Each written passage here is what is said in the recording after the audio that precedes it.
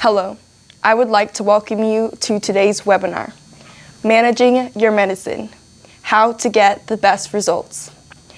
This webinar is being hosted by the Center for Change and the Central Florida Pharmacy Council, and funding for this program is being provided by the Florida Department of Health. My name is Adrice Galloway, and I am a college intern with the Central Florida Pharmacy Council. I will be introducing the speakers for today's webinar, and I will also be assisting with getting questions that you submit today to the speakers so that they can be answered. If you have questions, please type them in the chat box. If a chat box does not appear on screen, you can email your questions to centerforchangefl@gmail.com. Once again, that is center4changefl@gmail.com. And I will submit them to the speakers. Since the webinar is only for an allocated time frame, all questions may not be answered on air, but no worries. If your questions were not answered during this webinar, you will receive an answer to your question via an email to you. Our first speaker for today is Dr. Angela Adams, and she will be followed by Ms. Verenza Gail Brown. Dr. Angela Adams is the Executive Director for the Central Florida Pharmacy Council and a clinical pharmacist for the Florida Disaster Medical Assistance Team, National Disaster Medical System. A native of Louisville, Kentucky, she received a Bachelor's of Science degree in Pharmacy from the University of Kentucky and Doctor of Pharmacy from Xavier University, New Orleans. She also has a Master's of Public Health from the University of Alabama and recently retired as a Commander, Medical Service Corps in the United States Navy Reserves. She is the recipient of many honors and awards for community advocacy, including Navy Reserve Pharmacist of the Year, Pharmacist Bowl of Hygeia Award, Dr. Martin Luther King Drum Major Community Service Award, Rosa Parks Community Service Award, Hometown Hero and Orange County, Florida Citizen of the Year. Dr. Adams' true passion is to help others to help themselves. She organized and hosted the Black Men's Health Summit in Orlando for 20 years and created Crossed Bridges Hip Hop Health Summit for teens and funded the Health Outreach and Prevention, also known as HOPE Training Academy, as a mechanism to provide a formal training program for community advocates. Dr. Adams has published 8 editions of the African American Health Discovery for the Central Florida area. Ms. Verenza Gail Brown is a certified Florida educator and certified pharmacy technician. She has been active on the state and national level, serving as an officer and member of both pharmacy and academic committees for over 12 years.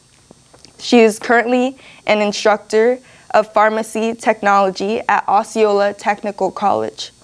Ms. Brown has served on the Florida Department of Education's Pharmacy Technician Curriculum and currently serves on the editorial review board for the Journal of Pharmacy Technology. She's a member of the Florida Pharmacy Association, serving on the board of directors. Her awards and honors include National Pharmacy Technician of the Year and Teacher of the Year. Ms. Brown is passionate about educating pharmacy staff, students, and the public on preventable medication errors. This she does by emphasizing the importance of accurate medication records and improved patient safety protocols. On behalf of the Florida Department of Health, Center for Change, and Central Florida Pharmacy Council, I thank you for taking the time out of your day to attend today's webinar. And now I present to you Dr. Angela Adams. Idris, I want to thank you for that great introduction. And also I'd like to thank Peggy Bridges and the Center for Change for inviting the Central Florida Pharmacy Council to act as a host for today's webinar. My presentation today will discuss the importance of taking medication as prescribed. I will provide you with definitions of some medication terms that will be helpful to you as you manage your medicines. We'll also review important information that's found on the prescription and how to read and understand the information on the prescription label. I will also provide some strategies that will help you avoid potential stumbling blocks that may interfere with you taking your medications as directed by your health provider. And lastly, I will give you some tips on communicating with your healthcare providers about your medication. As an adult, the decision to take your medication is personal, and it begins with you. 3 out of 4 people do not take their medications as directed.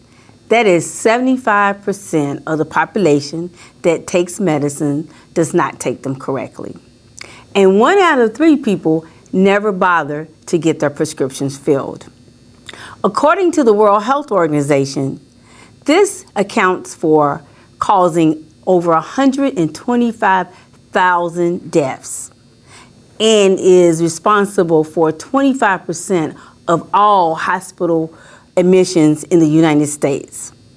A recent survey indicated that the following reasons are why people may not take their medications as directed.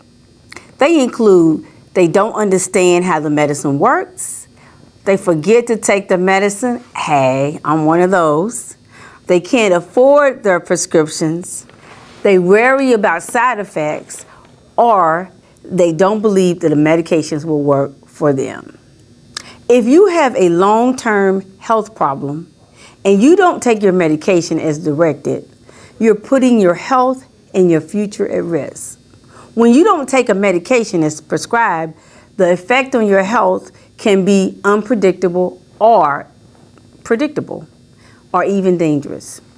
In today's presentation, Ms. Brown and myself will address each one of these reasons and provide you with some solutions.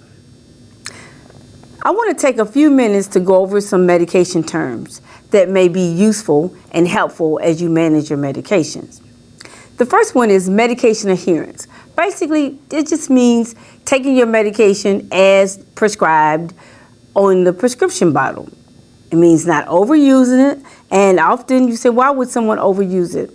Well, for example, you may forget that you took it in the morning, so you take it again. Or underuse it. That means when you're not taking the medicine as prescribed, you may skip a dose, or maybe you may forget a dose. Polypharmacy is when a person takes multiple prescriptions to treat their illness, and it also includes taking a number of over-the-counter medications. Generics are copies of brand name drugs. They have the same purpose, strength, and safety. However, they're just at a lower cost. Most of our insurance companies will require that we get a generic if it's available because of the cost. Our next term is side effects. These are conditions that happen after you take a medication. They're often predictable, however, they're minor and they're usually not life-threatening. For example, you may have a headache, it may cause dizziness or upset stomach, or it may turn your urine color. Drug interactions. That's when a drug interacts with another drug. So the medication that you take is interacting with something else that you're taking. It also can interact with another disease condition that you have, or with food, or with alcohol. And it changes the way that your prescription acts in your body. An adverse reaction can be common and expected, especially with certain medications. For example, you may experience nausea when you take a pain medication, or diarrhea when you take an antibiotic. Allergic reaction occurs when the body's defense system, your immune system, reacts in a bad way to a medicine. They include hives, itching or rash, narrowing of the throat, difficulty breathing, and shortness of breath. And this can be very life-threatening and it requires immediate attention. A formulary is a list of prescription drugs that your insurance plan will pay for. And also a formulary can be a list of medications that are available at a hospital or even at a medical. Now that you are familiar with terms that are used when managing your medication, we're going to review some important information that's found on your prescription.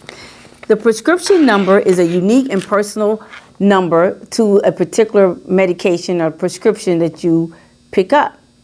You will give that number to the pharmacy when you are in need of refills or if you have questions about that medication. The prescribing doctor is especially important if you've been discharged from a hospital. That will tell you who ordered the medication, because oftentimes when you're in a hospital, you see so many physicians, you're not sure. And the date field, that's the day that you took it to the pharmacy to get filled. However, it may be a little different than the date that it was written. The prescription instructions, which is very important. This is something you need to follow very closely. Be sure to ask your pharmacist if you have questions about how to take it or the timing of the medication. The number of pills that are in the prescription or in the bottle. This is important because you want to make sure that you have enough medication to continue your course of therapy. So say, for example, your physician wrote a medication that you're going to take twice a day for 30 days. So if you're going to take it twice a day and it's 30 days, that means that you should have 60 tablets. But on your prescription, it says only 40. So you're going to run out before the end of the month. So you need to check that out, because maybe there is a discrepancy that needs to be corrected before you leave the pharmacy. The number of prescription refills available. Make sure that you pay a close attention to that also. Say, for example, the physician wants you to be on this medication for 3 months, and he gives you, the prescription was for 1 month, but on the refills, it only had 1. So that means that you only have enough medicine for 2 months. So that is also a discrepancy, because you're going to run out of the medication before the intended time for the physician. So make sure before you leave the pharmacy that is corrected. The name and the doses of the medication. If your physician said that he was giving you one thing and then you get the medication and it's something else, that is something that you need to address also. Now, there's going to be some little stickers that you see that are on your bottle, and it gives you additional information on how to take the medication. For example, you'll see on our chart, it'll tell you to shake well before you use it, to take with food, or that you should take it with water, or that it may cause drowsiness. So those are additional, they're called auxiliary labels, that will tell you additional information about your medication. And lastly, the expiration date for your medication. That date is on there. So if you haven't used that medication by that day, then you need to think about disposing it. And Ms. Brown will also address how the best way to dispose of your medication. When you receive your prescription, you will also receive a medication guide. This is a sheet of paper and an information sheet that will tell you additional information about your medication. It'll tell you what the medication is used for, how to take the medicine properly, what side effects to watch out for, and any warnings and precautions. It would also tell you what symptoms would require you to immediately contact your physician or seek emergency care. And it also gives you information about how to properly store your medication. If you want additional information about your medications, there are resources that are available for free that can provide that. They include drugs.com, rxlist.com, webmd.com, and medicinenet.com. They provide prescription drug facts and over-the-counter information, also vitamins. They provide a pill identifier and interaction checklists. So this is something that you can use. Some strategies that will help you avoid potential stumbling blocks that may interfere with you taking your medication includes avoiding harmful accidental medication errors and to follow the 3 C's for taking your medicine. This includes taking the correct medicine at the correct time in the correct dose or amount. The prescription label has a lot of information that will help you with the 3 C's. Remember, the correct medicine, the correct dose or amount, and the correct time. To avoid harmful medication interactions, before you buy an over-the-counter medication, such as pain medication, cold tablets, make sure that you check with your pharmacist or the physician to make sure that these over-the-counter medications do not interfere with your prescribed medication. To do that, you must keep a detailed list of all the medicines that you're taking, including your herbal supplements, your home remedies, and any other prescription drugs. Make sure that you communicate with the pharmacist and the physician. And the best way to know all the medications that you're taking is to have a medication log. And Ms. Brown will talk to you about that. And I must emphasize, pick one pharmacy and stick to it, because that pharmacy will have a list of all your medications and will be able to tell you if there's potential of your medications interacting with a product that you want to buy. If you take multiple medications, ways to manage them include medication logs and medication reminders. Ms. Brown will go into further detail during her presentation. You can always ask the physician to order or prescribe a 90-day supply. You can ask the pharmacy to put you on auto refill, and that way you just pick up your medication when it's ready. You can ask for a medication therapy review to determine if some of the medications that you are taking can be combined or discontinued. This benefit, which is often called MTM, is a benefit that's offered by the insurance companies, but most people don't take advantage of this. When you are planning for travel and you are taking medications, you need to make sure that you have enough doses of each prescription drugs to last for the entire trip, plus maybe an extra week. Talk to your physician if you need extra doses to take with you. If you take over-the-counter medications, make sure that you have enough of them too. Pack your medication in your carry-on baggage and not in your checked luggage. Tell TSA about liquid medications. For carry-ons, you allow liquid medications over the usual limit of 3 or 4 ounces. Also, carry your prescriptions in the original container. Do not put them in pill boxes. That makes it easier for TSA to identify that it is actually your medication, and it will serve as proof. When time changes, you need to plan for your dosage schedule. Talk to your doctor or pharmacist to create a schedule. It's usually safe to take medicine 1 to 2 hours early or late, but never double up on your doses. Do not take more than prescribed for any 24-hour period.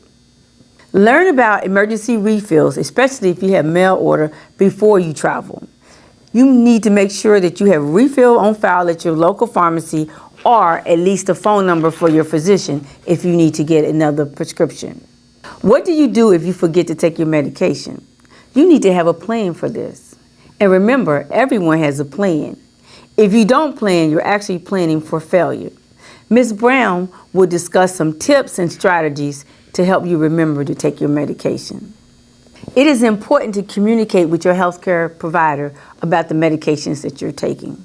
Be honest and truthful. Let them know other medications that you're taking, even if you don't have it listed. And even if it's something that's kind of quasi-legal, illegal, they need to know that too. They have your best interests at heart. Share any side effects that may impact the quality of life. Tell them if you're having problems swallowing pills, because there may be liquid that's available. Discuss financial barriers for taking the medications. They may know of alternative medications that work just as well as the one that you're on, but with a lower cost. And Ms. Brown will address these. She has some great information to tell you about how to lower your costs for prescription medications. Ask your physician if there is anything that you can do regarding your behavior and lifestyle that may decrease or eliminate the need for you taking the medication, such as changing your diet or increasing exercise, or maybe meditation or physical therapy. Please be aware of all the medications that you're currently taking. And this is easily done by listing them on a medication log. And Ms. Brown will give you some examples of medication logs that you can use. I want to thank you for your time, and at this time I am going to turn the presentation over to Ms. Brown. Thank you. I want to take this moment to thank Dr. Adams and the Central Florida Pharmacy Council, as well as the Centers for Change, for giving me this opportunity to join you in discussing how to manage your medicines and to get the best results. One thing I want to do is let's start from the premise that you're sitting at your kitchen table, you have all your medications in front of you, you've got a good light, and you've got a nice pen, and we're going to provide you some forms that can help you create a list of your medications. When you fill out this form, and we have several to show you that you're going to have, the first one is called My Medicine List, and you're going to write your name on there, your date of birth, your phone number, and you also want to do this in duplicate because your emergency contact person should have the exact same information that you have. When you're doing this, you want to put the name of your drug, the strength, which is often indicated with milligrams or in grams. You want the quantity on there, but more importantly, how you take it and why you take it. For example, if you're taking a blood pressure medication, you want to have that written that you take that for blood pressure, for your high blood pressure. You want to state, I take this one for asthma or for diabetes. That information is crucial. And again, it should be on your emergency contacts copy of the form as well. When you are completing this list, you also, after you've written down all the prescriptions that you take, you want to add, as Dr. Adams mentioned, any of your current over-the-counter products. These are things you don't need a prescription for, but you'll find them out front. Maybe you've got a little upset stomach from time to time, so you may take an antacid or you may take a laxative. You may take vitamins and minerals. Any herbal supplements, she's mentioned this, they are crucial. It is important to know which ones you take because those do have the potential of interacting with prescription medicines that you're on. Any herbal products or home remedies, as she has mentioned, you want to include those. So what we're doing now, we're going to complete the form, and you'll see there it has places for what you take in the morning, what you take in the afternoon, what you take at night, and then other medicines you take on occasion, occasional laxative or things of that nature, occasional cough or cold medication. So once we've completed this medication journal, you want to have it with you at all times. When you go to your physician, when you go to the pharmacy, they need to both see that. We're all part of the healthcare team. We're part of your healthcare team, and you are the key player in your healthcare team. So we want to make sure that your doctor is seeing what you're taking so that if there's a reason or a need to prescribe something new, perhaps you're not feeling quite yourself and you go in to see the doctor for some new situation, they can see what you're already taking. It's in the chart, it's in the system, but if they have it right there in front of them, they can add to your list right then and there. And make sure you get the information for your emergency contact person as well. I'm going to tell you now about a wallet card. It's the exact same information, but in a smaller compartment, if you will. It's a trifold that fits neatly in your wallet. And you also want your emergency person to have that same information. On it, it includes your blood type. Very important to know in case of emergency. If you're not able to speak, the sooner the emergency medical personnel know what your blood type is, should you need a transfusion, should you need some blood, they'll know what to use for you. On that wallet card, it includes also where to check off for allergies or cough and cold medicines that you may be taking. Maybe you just had a bout of upset stomach and you might need some Pepto-Bismol written on there. You just take it occasionally. Those are the kinds of things that still your pharmacist and your doctor need to know because those things have the potential to interact with other medications, and the general public is not aware that those things matter. Once you've completed that wallet card, make sure you keep it up to date. When you go visit the doctor, make sure that they see it and check it, and if there's anything new to be added, they can, or if they need to discontinue something, they can also mark that off. So the next handout we're going to talk about is one that Dr. Adams has so graciously provided from the Central Florida Pharmacy Council, and it's a medication schedule chart. It's so beautifully laid out, so beautifully done. It has the sun to let you know the medications I take in the morning, and you would do with it just like you did with the wallet card. You would put the name of the drug, what the medication dose is or the strength of it, how often you take it, what day you take it. So there's some medications you may take on Saturday or say Sunday and Wednesday and Friday. Then that is very crucial to that your medication team, your doctor and your pharmacy staff members know that this is when you take on alternate days. So it's important to write those things down too. So it has the morning dose with the sun, it has the noon dose with a beautiful hand clock at 12 noon, and then the afternoon and bedtime doses, and also room for anything else that you're taking.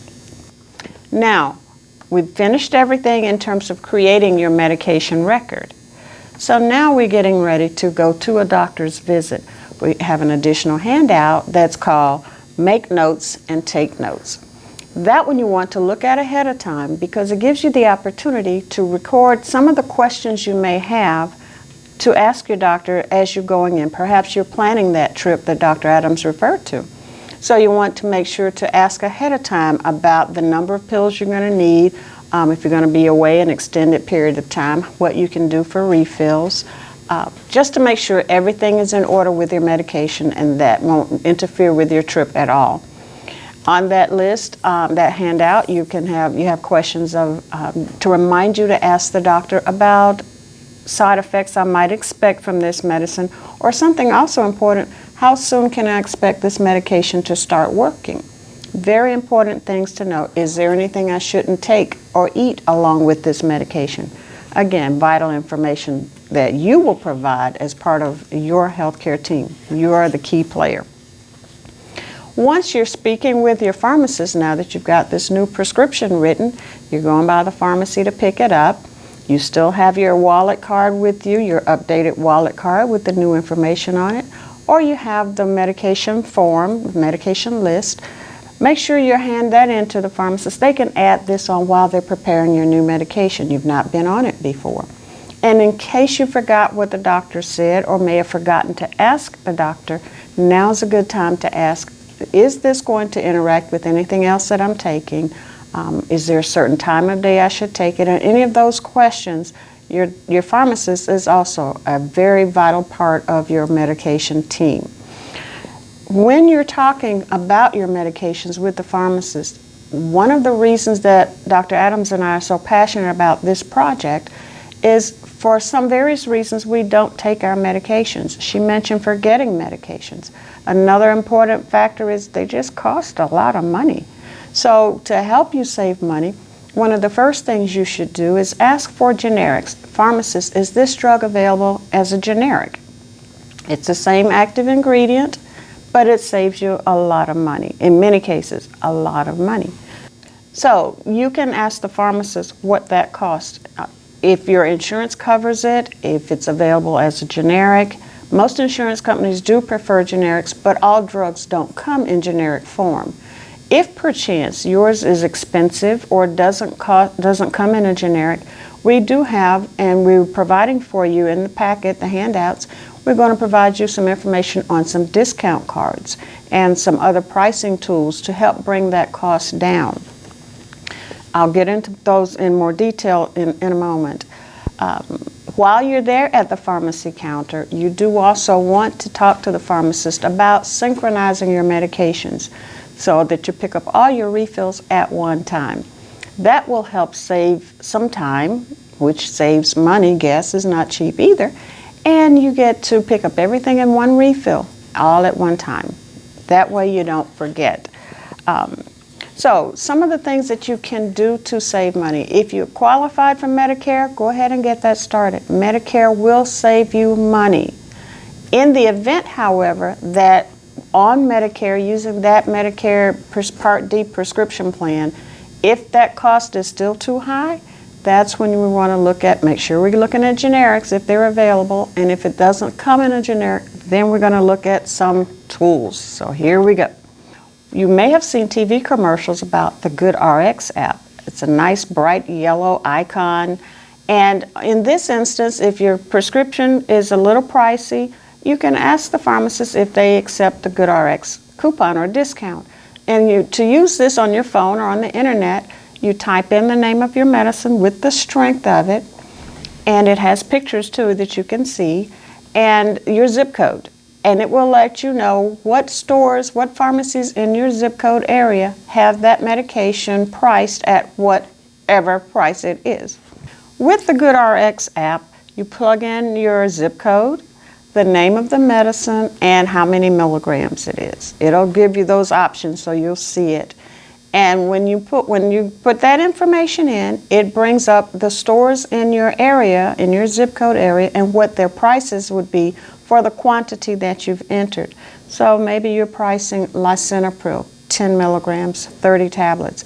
All the pharmacies in your area that are in that GoodRx app, it will give you their prices. Then you want to ask your pharmacist if they honor that price. If so, that's a good price savings for you, and you are in control of your pricing, keeping your money in your pocket. Another tool to save money is the rxassist.org. That's a patient assistance program. That you can go to the website on your phone, your smartphone, or on the internet to see what they can do. And they also have a discount card. A lot of the discount cards you can just download or save a picture of it to your phone. You don't necessarily have to put in your name and address and have them mail it to you. That's a good feature. I kind of like that. One other thing I don't want to forget is mail order. That's another cost savings. Your insurance may require it or prefer it. Look into that. You want to look into all these options that we're talking about to find what's best for you for every given medication. It may vary from medication to medication. So you want to spend a little bit of time doing some research and from time to time following up on this. We also have our state medication assistance programs.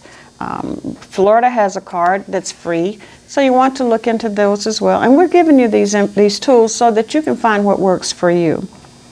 Another tool we have is Publix. Publix still gives away, with prescription only, certain medications. Certain antibiotics are free when you bring in the prescription from your doctor, or your doctor may have called it in. They have several medications, metformin if you're diabetic. They have lisinopril if you have high blood pressure, and other medications that are free with your doctor's prescription. Publix also has a list of $4 prescriptions that are available, and for 30 days, but they have a 90-day program. So for 3 months, you can get medications from Publix that'll only cost you $10 for the 3-month supply. Walgreens is another local pharmacy nationwide, so very handy if you're traveling across the country. Walgreens has a plan where for $5, they will cover the cost of certain medications. If you as an individual pay $20 or your family pays $35, you can join their prescription savings plan, and they too will save some money. It's up to you though to place that call to find out which is the best price for you for each given prescription. Sometimes these prices are going to cost less than what your Medicare cost would be, even with that medication prescription Part D insurance card. So you want to do your homework to save some money.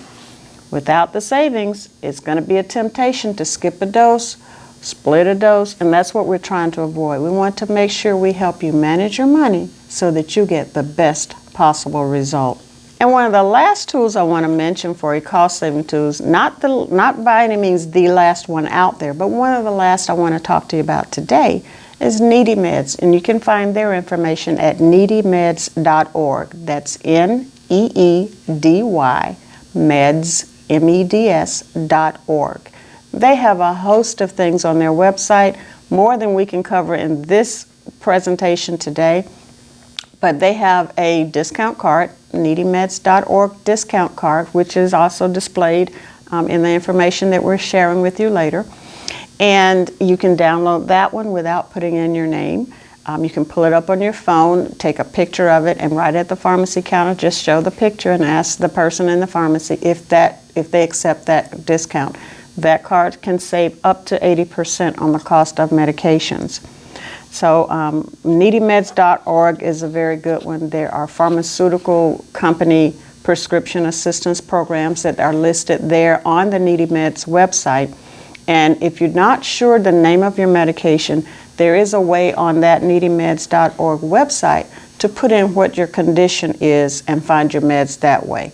So if you are having some problems with asthma and you don't remember the name of your asthma med, you can go into the diagnosis, put in asthma, and then you can pull up the names of the drugs that are available, and you can price it that way. It helps you with pricing, and you have that needymeds.org discount card. We have apps that can help you in terms of technology. There's Mango Health. There's Pill Reminder All-in-One. There are pill boxes that have alarms on them, such as MedMinder, and all types of technology to help you if setting that alarm on your phone is not quite enough to keep you mindful. You can schedule taking your medications around social activities. If you consistently go walking at a certain time of day or certain things you do around the house at a certain time every day, schedule your meds to be taken at that time. So now I want to talk a little bit about medication storage. It's very important that we keep our meds in a very safe place, mainly in a cool place and a dry place. And by cool, I do not mean the refrigerator. Do not refrigerate meds unless your prescription says to keep it refrigerated. Otherwise, you could do a lot more damage with it than good. You want to keep it in a cool and dry place, such as maybe a medication safe. You might want to put them in a shoebox or a box and keep it on a closet shelf that's dry. And it's up and away. You want to keep it up, away from children or toddlers or pets that might be crawling around. You don't want the children and the animals to get into your medication. That could be fatal. It could be harmful or very fatal to your children. So putting them in a box, if there's more than one member of the household that's on medication, maybe have a Ziploc bag for each individual in that box, covered and on a closet shelf, out of the way, so no prying eyes can see it. That medication safe that I alluded to a moment ago. That's another place to put medications because people tend to look in medicine cabinets when they come to your house and they need to go use your restroom. You don't think about it, and that's what some people do a lot of. They'll go into your medicine cabinet, and that's not good for them. It's not good for your medical condition. The other reason you don't want to put medications in the medicine cabinet is it's usually right above the sink where there's moisture, there's steam, there's heat. So keeping your medications out of the medicine cabinet in the bathroom and away from the sink in the kitchen, the sink or over the stove. Those are places where you're going to have steam and moisture and heat. So you want to be mindful that if I use my kitchen cabinet, it's a cabinet that's not anywhere near the stove or sink. Okay. If you have medications that are left over, you haven't needed them for a while, maybe it was something you only took for a certain time, something like a muscle relaxer or a pain med, you should not have leftover antibiotic. Those are prescribed and intended to be taken the full course of therapy. That whole time that you're on it, you're to take those until they're gone, unless your doctor says differently. But if there are medications you have left over, you want to do a check. So maybe twice a year, about every 6 months, do an inventory and check to see what medications you have that you're not taking anymore. So as Dr. Adams pointed out when she described how to read a medication label, at the bottom of the label, there is always that discard by date, discard after. You don't want to use any medication after its expiration date. So while you're doing this 6-month inventory, every 6 months do the inventory, check those dates. And if that product has expired, it's not going to be beneficial to take at a later time. The manufacturers put dates on them, but once we use it in pharmacy, once we actually type those labels, it's already been out of the manufacturer's container. It's open to light, it's open to moisture. Those are things that help break that drug down while it's sitting in your house. So after that date is gone, you want to make sure to discard that. Now, when we talk about discarding medication, what you want to do is open the container and put the pills in dirt or kitty litter or even used coffee grinds. I don't drink coffee, not ground coffee. I don't have a cat, so I have to go find some dirt. Put it in a Ziploc bag, mix it in. And the idea is to make it unappealing and distasteful to someone who might be scrounging around in your trash can. So you want to make it non-palatable. You don't want them to be able to take it. If it happens to be a liquid, you want to mix it in with something like that. We do not want to flush medication, because then those drugs dissolve, they get into our water supply, and there's no way to know what's in there, to know what to counteract it with, to take it out of our water supply. So be mindful of that. Also know that Walgreens has a take-back program, a disposal program. So you can remove your information off of the label. I like to take a pair of scissors and scratch the name off, any personally identifying information, and then take a Sharpie, a black Sharpie, and then cover it really well. And that way your information, your personal information, is not on that prescription label. But then you can take it to a Walgreens or call the nearest Walgreens and see if they have a medication disposal system at their store. If for any reason, anyone in the household, a toddler, an infant, a pet, gets a hold of medications, if you forget and take too many, take too much, or a loved one takes too much, please don't hesitate to call Poison Control. They're open 24 hours a day. That number is 1-800-222-1222. Again, it's 1-800-222-1222. Can't forget that. And with that, we will be closing our presentation. We have resources available that we will share with you. And I hope that you've gained some knowledge from all of this. We have questions that we'll have available here shortly. We'll be taking your questions.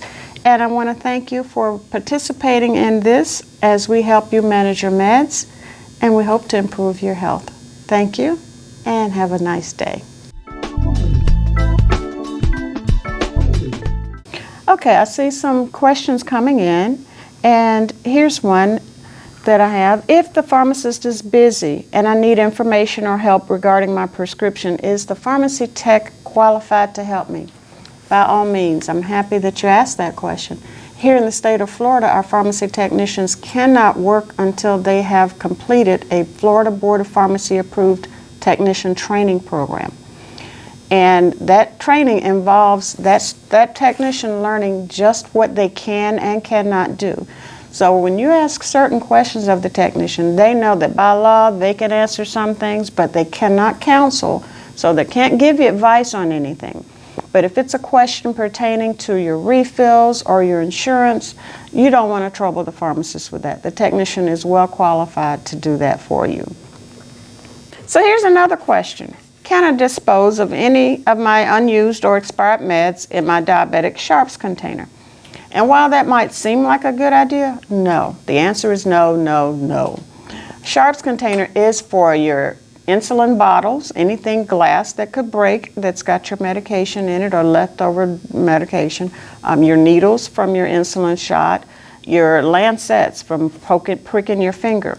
But please do not put medication in there. I know it's a convenient shape, but that is not what the Sharps container is for. And then I see one question here. Do I have to pay or join to save on the cost of my medicines? In most cases, I would say no. But you want to ask that question at the pharmacy where you're planning on shopping. Call ahead. Do a little homework.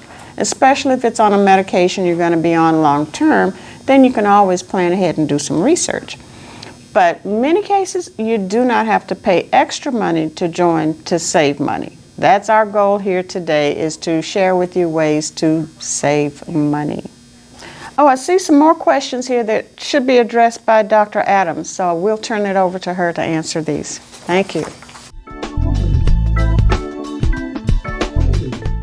Those are some great questions that you asked, Gail. I'm ready. But before I answer a couple of questions that just came in, I just want to go over a couple of things that Gail had mentioned. She had talked about ways and reminders to take your medication. She was way techie, talking about apps and setting your cell phone. But for people like me, hey, we can use pill boxes that you can just put your medication in. You can get them by the hour or by the day, and an old-fashioned clock where you can just set the alarm for the clock for those of us who are not that tech savvy. And you can also put it on your daily planner that you know, that big calendar that you have in the kitchen that you get every year from the funeral home or the bank. That's a good way too. They're low budget, low technology, but they work. But thank you, Gail. Oh, wow, this is a great question. On my prescription bottle, it stated that I had 3 refills left, but when I called the pharmacy, they said I could only get it, that I couldn't get it refilled, and that they needed a new prescription. Can you explain why they wouldn't give me my refill? Oh, let's see. Well, if you had 3 refills and you called the pharmacy and they said that you couldn't get a refill, it's probably because the prescription had expired. Most prescriptions last 1 year from the date that the doctor wrote the prescription. So it tells me that maybe you wasn't compliant with your medications, that you didn't take your medications, or maybe you didn't need the medications, but the prescription was only good for a year. However, in some cases, the prescription is only good for 6 months. And so you could have 3 refills or 4 refills, but if you don't get it filled within that time period, the refills go away. So the pharmacy didn't do anything with your refills. It's just that by law, they couldn't fill them for you. So they had to request a new prescription. So make sure when you look at your prescription bottle and it says you have refills, look at the date that was dispensed. Remember I mentioned about the prescription label has the day that it was dispensed. So if it's longer than a year and you still have refills, then you would know that those refills are no good. So that's probably what happened. So next time, just keep an eye on when the prescription was written and make sure that you get your refills if you need them. Oh, okay. Let's see. Should I take all my medicines with food?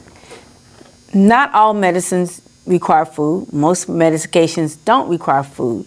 Remember to look at the prescription label to see if it says take with food or if it has an auxiliary label, and also you can review your medication guide that you picked up when you receive your medication, and it will have that information on there. Okay, it looks like we have time for one more question. Okay, this is a good one. If a prescription says take on an empty stomach, how do I know when my stomach is empty? Also, how much food do you need to eat when a prescription says take with food? Well, for an empty stomach, it is 1 hour before meals or 2 hours after meals. So just remember that 1 hour before meals or 2 hours after meals is an empty stomach. To take with food, you don't have to have a whole meal. You can take it with a banana, a sandwich, a bagel. Just have something in your stomach because it helps with the absorption of the medication. But if you want somebody to take you out for dinner, just tell them you need to take it with a full meal. Again, I want to thank everyone for listening in today, and we hope that we accomplish our goal by sharing with you information that will help you manage your medications. Thank you.